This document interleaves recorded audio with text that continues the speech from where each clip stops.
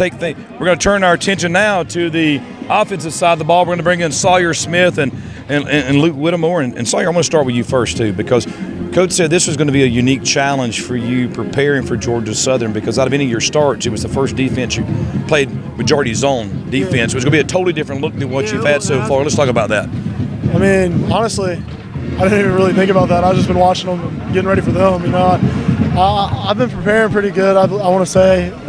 Coach Reagan and Coach Brown, Tyler Allen, they all been make sure I'm preparing and getting ready for the games. And, I mean, I just can't let that affect me, you know, whatever the zone they're doing. I just got to go out there and read my reads. All right, Luke, let's talk about you. Let's bring you in. Coach always says, next man up. Right. A lot of injuries, a lot of guys out at wide receiver. 3 big catches for you today.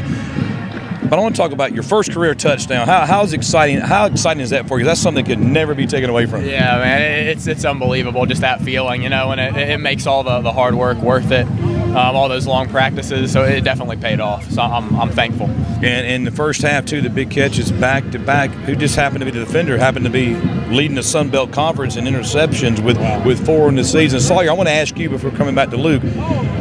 What were you seeing with that? Because all of a sudden it seemed like Georgia Southern was really guessing a lot early in the game with their blitzes and what they were sending, saying, hey, we're going to take the run away from you. And Sawyer, if you can beat us throwing the ball, do it, and you had some success. Yeah, these guys played a really good game, but I think Damien having those back-to-back 100-plus yard games really made them respect him today. And they gave guys like Luke and Sydney a chance to step up, which they're great enough to do it, and they did. I mean, so they had 2 on Damien. I read my read, and Luke was the guy, and Luke made the plays. Well, Luke, let's follow up on that as well, too, because you knew they were going to take the run game away and say, okay, you can beat us throwing the ball vertically, you can. Talk about how much that really got this team rolling. After falling behind 14-3, no panic. You just got back out there, and every time it seemed like there was some adversity, this team responded.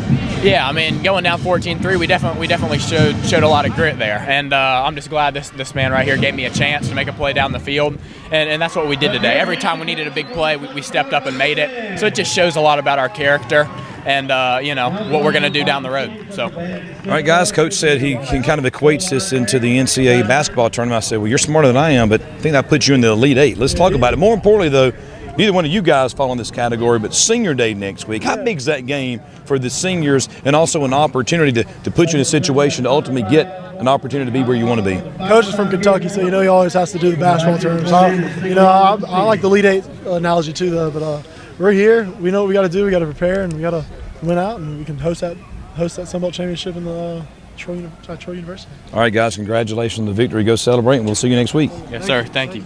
Welcome back after missing last week. Talk about the unique challenge of preparing for an offense like Georgia Southern. You really don't see it often. So really it's more of knowing your assignments and being in your lanes. And talk about what you saw. You're falling behind 14-3. You guys outside the one drive there late in the fourth quarter really shut them down. Just coming into the game, I know we really harped on the option. We didn't really harp on the pass. So coming into the game, we knew that they was gonna pass the ball a little bit, but they completed two probably 30-yard balls, and they got up on us real quick. So we just had to go to the sideline. Coach Vic just made some adjustments and everything, and made sure that we was in the right spot and everything. Courtney, it always seems like it's always you guys really help each other offensively and defensively, and never hit the panic button here today. Coach really challenged you going into the game about, hey, 2 years ago, we were 8 seconds away on this field from winning a conference championship, and really using that to motivate you here today. Talk about what you thought today as it unfolded and winning this game. Oh, yes, sir. We knew coming in here this was a big game, you know, going back 2 years ago, seeing how we lost and the manner that we lost in, so we knew we had to keep our heads down and actually work for this win. And Antoine, I want to ask you guys up front. Coach always talks about playing with an edge. It seems like you guys were really playing with an edge today, too, because you can tell, especially as the game wore on, you guys really had that Georgia Southern offense really frustrated. I mean, Coach just said if you start the run, they got to pass the ball. They ain't very good passing the ball, in which we seen, we had a bunch of sacks. I had 2. I think Cholo had 1. Everybody had a sack. So we start the run, and we got to force them to pass the ball, and they ain't very good throwing the ball. I mean, they had 2 long 30-yard passes, but that's about it. Coach says it's always 1 week at a time, trying to get the 1-0 Senior Day next week at home against Texas State.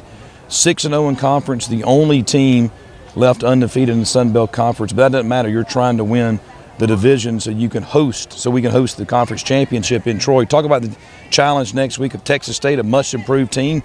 They had won 2 in a row coming into today's game. Talk about getting ready for that game. I'm just put it right here. Like Coach Brown said, commit to the standard. Like, we just gonna have to give our best, and if we give our best, then we'll have a better outcome than the other team. All right, after 10 games, Coach said, hey, get some rest, get your body in shape. See, you're laughing. I mean, obviously some of you guys in this group, you know exactly what you're talking about. Talk about that, though. After 10 games, he said, even if you don't think you're hurt, your body is broken down a little bit after 10 weeks, and how, more importantly, how you practice, but even more than that is how you take care of yourself is going to dictate how the rest of the season goes. Well, yes, sir. We know we got to take care of ourselves. 10 games, have a slight wear and tear on your body, so we know we have to get in the treating room and just get our bodies better to back where they need to be. Antoine, last question for you and for the group. 8-2 overall, 6-0 in conference. How is it now, Coach, really keeping you from looking big picture and focusing on being 1-0 each week? I mean, we just commit to the standard. Coach always say take one game at a time. And Coach always say we control our own destiny. Like, nobody can help us. Like, we got to do it ourselves. Guys, congratulations on the victory, and you're exactly right. You control where we go the rest of this season. Congratulations on the victory. We'll see you next week at home. Yes, thank you. All right, Doug, we're going to see.